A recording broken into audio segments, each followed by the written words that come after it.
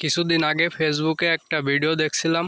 একটা খামারি ভাই নড়াইলে মিঠাপুরে রাঁধুনি তিলের মাঠে মাছি স্থাপন করেছিল। সেখানে কিছু সে ভিডিওতে বলছিল সেখানে কিছু গাঁজাখোর নাকি তার বাক্স ভাঙ্গে চুরে খাইছে।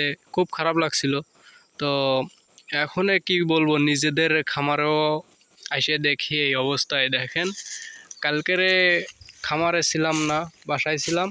তো আজকের খামারে আইছি, আসার পরে দেখি এই যে ধান ক্ষেত, এইখানে 2 বাক্স মাছি এইখান থেকে আইনে এইখানে এই যে নষ্ট করে মধু কাইটে খাইছে। আসলে মধু তো হচ্ছেই না, কারণ ফুলেতে তেমন খাবার পাচ্ছে না, খাতি দেওয়া লাগতেছে। কিন্তু কি বলবো, কিছু যে বিয়াদব পোলাপান আছে তারা এই কাজগুলো করছে। এই দেখেন, চাক দেখছেন? এই দেখেন, এই যে কোনোটায় তো মধুই নেই। এই দেখেন, মধুই নেই, চাক কাইটে পুরো চাকটাই নষ্ট করে ফেলেছে। দেখেন অবস্থা, দেখেন চাকটারে উঠে। এই দেখেন,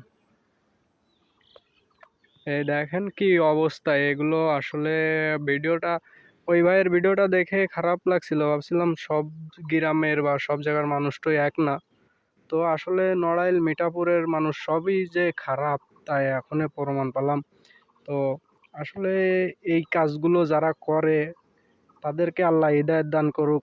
কারণ মৌমাছি পালন করতে যে কত কষ্ট, তা যারা পালন করে, যে খামারি আছে তারাই জানে মৌমাছি পালন করতে কি কষ্ট হয়। এই দেখেন, দুটো বাক্স এই ধান বই থেকে, এই ধান বইতে আইনে এই অবস্থা করছে। এই যে খামার আছে এই বাগানে, রাতের অন্ধকারে এই ধান বইতে আইনে দুটো বাক্স নষ্ট করে ফেলেছে।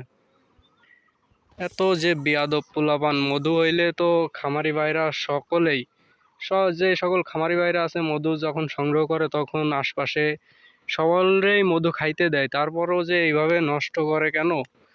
খালি মধু ভাঙ্গার সময় নয়, যখন মধু হয়, ফুলের সিজন থাকে, তখন তো প্রত্যেকটা খামারি ভাইরা মনে করেন যে রাত্রে যদি কোনো পোলাপান, ইয়ং পোলাপান বা ঝামেলা করতে আসে, মধু চাই, যে সময় চাই সেই সময় খাইতে দে।